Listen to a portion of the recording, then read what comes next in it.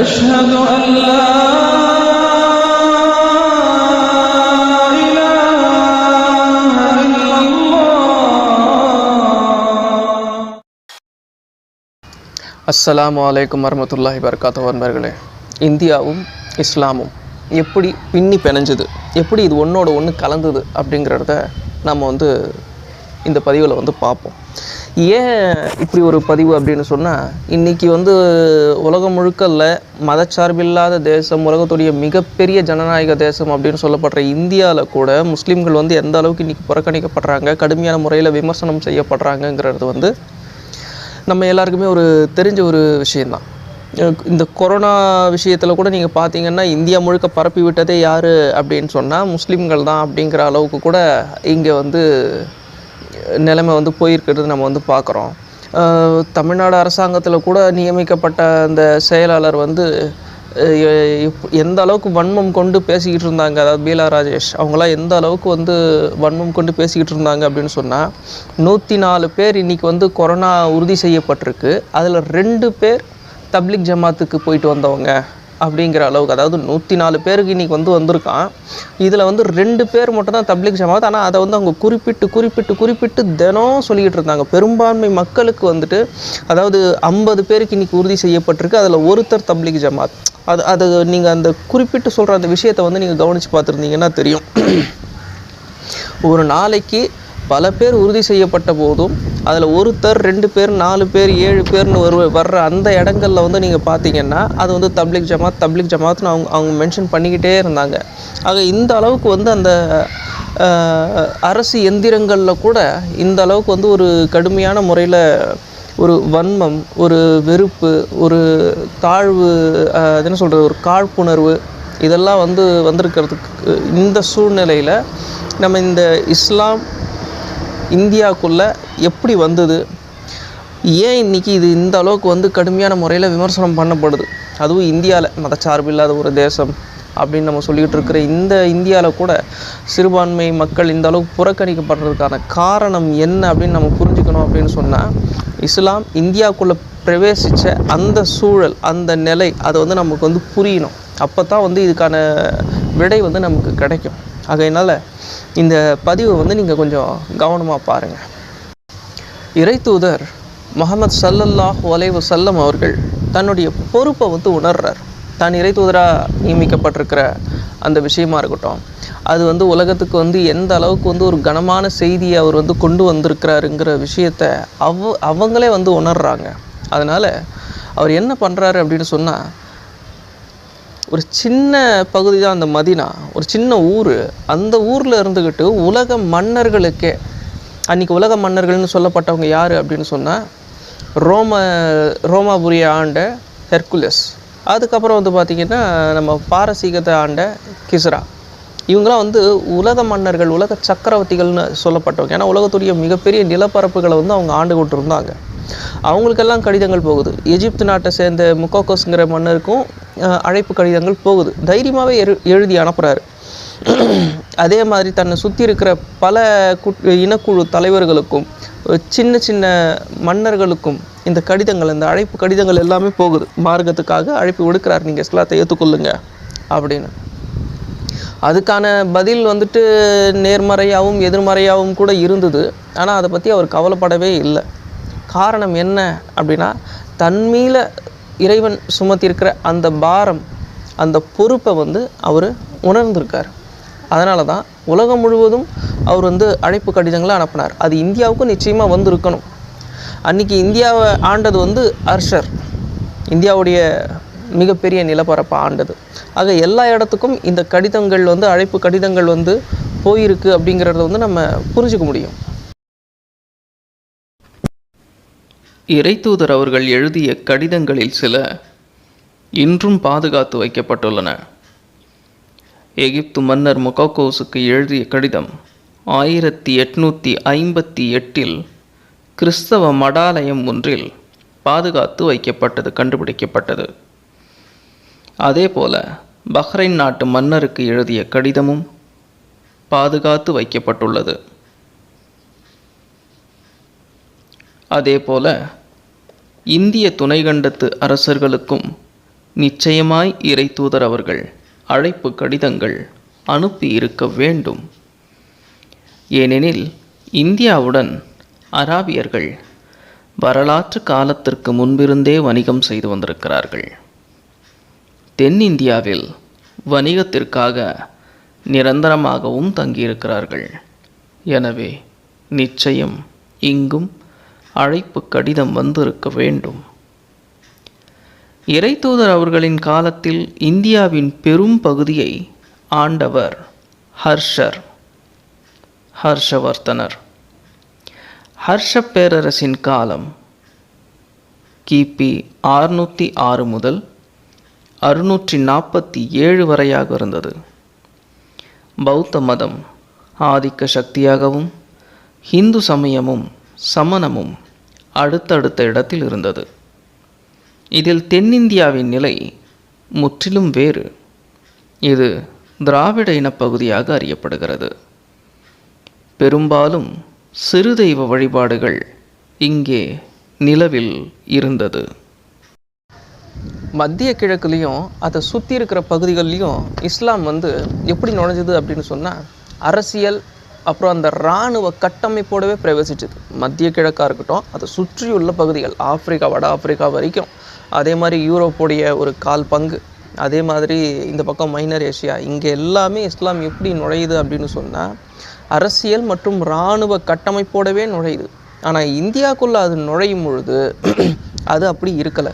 இங்கே சமூக ரீதியாக மட்டுமே அது உள்ளே நுழையுது. சமூக சீர்திருத்தத்துக்காக மட்டுமே அது பயன்படக்கூடிய ஒரு விஷயமா இருக்குது. இங்கே ஒடுக்கப்பட்ட மக்களுக்கான ஒரு உரிமை குரலாக, ஒரு விடுதலை முழக்கமாக தான் இஸ்லாம் இங்கே இருக்குது. இந்தியாவுக்குள்ளே நுழையும் பொழுது இந்தியாவுடைய அந்த காலகட்டம் எப்படி இருக்குது அப்படின்னு சொன்னால் ரொம்பவும் இறுக்கமான ஒரு காலகட்டமாக தான் இருக்குது. இந்தியான்னு நம்ம ஒரு 19 சொன்னாலும் கூட உண்மையில் அது வரலாறில் நம்ம வட இந்தியா தென்னிந்தியா அப்படின்னு தான் பிரிக்க வேண்டி இருக்குது. வட இந்தியாவில் பார்த்திங்கன்னு சொன்னால் அரசருடைய ஆட்சி நடக்குது பெரும்பகுதி. இந்த பகுதி தென்னிந்தியாவில் நீங்கள் பார்த்தீங்கன்னு சொன்னால் சேர சோழ பாண்டியர்கள், அப்புறம் விஜயநகர பேரரசு, பாளையக்காரர்கள், குறுநில மன்னர்கள் அப்படின்னு பல மன்னர்கள் இங்கே இருந்து கொண்டிருக்கிறாங்க. இங்கே இப்போது வட இந்தியா பகுதியில் நீங்கள் பார்த்தீங்கன்னு சொன்னால் ஆரியர்களுடைய ஆதிக்கம் அதிகமாக இருக்குது. தென்னிந்தியாவில் அது திராவிட இன பகுதியாக இருக்குது. இங்கே ஆரியர்களுடைய ஆதிக்கம் குறைவு. இங்கே சிறு தெய்வ வழிபாடுகள் நடந்து கொண்டிருக்கு. ஆனால் எல்லா இடத்துலையும் பொதுவாகவே ஒரு இறுக்கமான சூழலும் இங்கே நடந்து கொண்டிருக்கு. அதாவது ஒரு சாதிய கட்டமைப்போடு இந்த இந்திய துணைக்கண்டம் இருந்து கொண்டிருக்கு. அடுக்கடுக்கான முறையில், அதாவது எப்படின்னு சொன்னால், இந்த அடிச்சாதியை சேர்ந்தவங்க இருக்காங்க பாருங்கள், இந்த சூத்திரர்கள்னு சொல்லப்படுறவங்க, இவங்க எல்லா சாதிக்காரர்களுக்குமே அடிமை. இப்போ மேல் சாதியாக இருக்கிறாங்க பாருங்கள், பார்ப்பனர்கள், இவங்க எல்லா சாதி மேலேயும் ஆதிக்கம் செலுத்த முடியும். ஒரு சிக்கலான ஒரு நிலையில் இந்த சமுதாயம் கட்டமைக்கப்பட்டிருக்கு. இந்த இடத்துல தான் இஸ்லாம் நுழையுது. இப்போது யூரோப்லாம் இருக்குது பார்த்தீங்களா, அந்த யூரோப்புக்குள்ளெல்லாம் இஸ்லாம் நுழையும் பொழுது அது அரசியல் ரீதியாகவும் இந்த என்ன சொல்கிறது, அந்த மக்கள் ரொம்பவும் பொருளாதார ரீதியாக ஒடுக்கப்பட்டிருந்த மக்கள். எங்கே? ஐரோப்பாவில். அங்கே இஸ்லாம் நுழைஞ்சது வேறு மாதிரி. இந்தியாவுக்குள்ளே நிலைமை எப்படி இருக்குதுன்னு சொன்னால் சாதிய சிக்கல்கள் நிறைஞ்ச ஒரு கட்டமைப்பு நிறைஞ்ச ஒரு இடமா இருக்குது. இங்கே இஸ்லாம் வேறு ரூபத்தில் உள்ளே வருது. பண்டைய இந்தியாவில் சாதிய சட்டங்கள் கண்டிப்பான முறையில் கடைபிடிக்கப்பட்டு வந்தது. அப்போது மனுநீதி சட்டங்களே இந்திய சமூகத்தை ஆண்டு வந்தது. இந்த சட்டத்தின்படி பிரம்மனின் தலையிலிருந்து படைக்கப்பட்டவர் பிராமணர், நெஞ்சிலிருந்து படைக்கப்பட்டவர் சத்திரியன், தொடையிலிருந்து படைக்கப்பட்டவர் வைசியர், காலிலிருந்து படைக்கப்பட்டவர் சூத்திரர். இதில் பிரம்மனின் உயர்ந்த இடத்திலிருந்து பிறந்த பிராமணர்கள் இறைவனுக்கு நெருக்கமானவராகவும், நெஞ்சிலிருந்து வந்த சத்திரியர்கள் நாடாளும் தகுதி கொண்டவர்களாகவும், தொடையிலிருந்து வந்த வைசியர்கள் வணிகம் செய்பவர்களாகவும், காலிலிருந்து வந்த சூத்திரர்கள் அனைவருக்கும் பணி செய்யக்கூடியவர்களாகவும் இருக்கின்றார்கள்.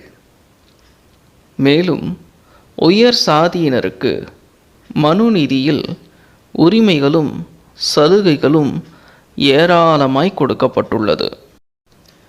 அத்தியாயம் 1 சுலோகம் 100 101 இப்படி கூறுகிறது. பிராமணன் முதல் வருணத்தான் ஆனதாலும் பிரம்மாவின் உயர்ந்த இடத்தில் பிறந்ததனாலும் இந்த உலகத்தில் உண்டாயிருக்கிற சகல வருணத்தாருடைய பொருள்களையும் தானம் வாங்க அவனே பிரபுவாகிறான். ஆதலால் பிராமணன் ஒருவரிடத்தில் தானம் வாங்கினாலும் தன் பொருளையே சாப்பிடுகிறான், தன் வஸ்திரத்தையே உடுத்துகிறான், தன் சொத்தையே தானம் செய்கிறான். மற்றவர்கள் அவன் தயவினாலேயே அவற்றை அனுபவிக்கிறார்கள். இப்படி பிராமணரை உயர்த்தி பேசும் இந்த மனுநீதி சூத்திரர்களை எப்படி பேசுகிறது என்றால், அத்தியாயம் 3 சுலோகம் 241 பன்றியின் மோத்தலினாலும் கோழிச் சிறகின் காற்றினாலும் நாயின் பார்வையினாலும் சூத்திரன் தொடுதலாலும் பதார்த்தம் அசுத்தமாகிறது. இப்படித்தான் அது சூத்திரர்களை கூறுகிறது. உண்மையில் இங்கே மனிதர்களை சமநிலைப்படுத்தி வைக்கும் சித்தாந்தம் இல்லாமல் இருந்தது. எனவே இங்கே மாற்றான ஒரு சித்தாந்தம் தேவைப்படுகிறது. மேலும் சூத்திரனுக்கான வாழ்வியலை மனுநீதி இப்படித்தான் இருக்க வேண்டும் என்கிறது. அத்தியாயம் 10 சுலோகம் 122 சூத்திரன் சொர்க்கத்திற்காவது ஜீவனத்திற்காவது அல்லது இரண்டிற்குமாவது பிராமணனையே தொழ வேண்டும். இவன் பிராமணனை அண்டிய சூத்திரன் என்று ஒருவனுக்கு பெயர் வந்தால் அதுவே அவனுக்கு பாக்கியம்.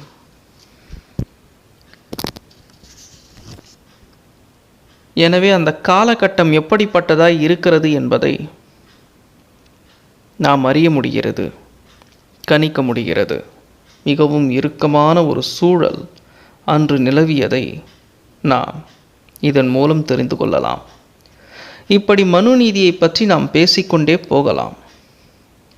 ஒரு கீழ்சாதி பெண் தலையில் ரோஜா பூவை வைத்து கொண்டாள் என்பதற்காக பெரும் கலவரம் வெடித்து உயிர் சேதமும் பொருட்சேதமும் நடந்த வரலாறுகளெல்லாம் இங்கே உண்டு.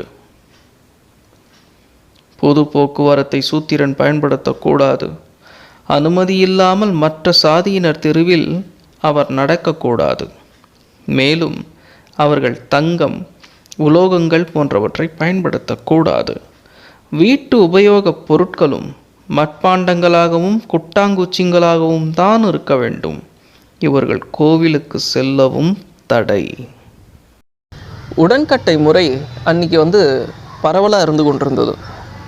உடன்கட்டை முறைனா என்ன அப்படின்னு தெரியுமா?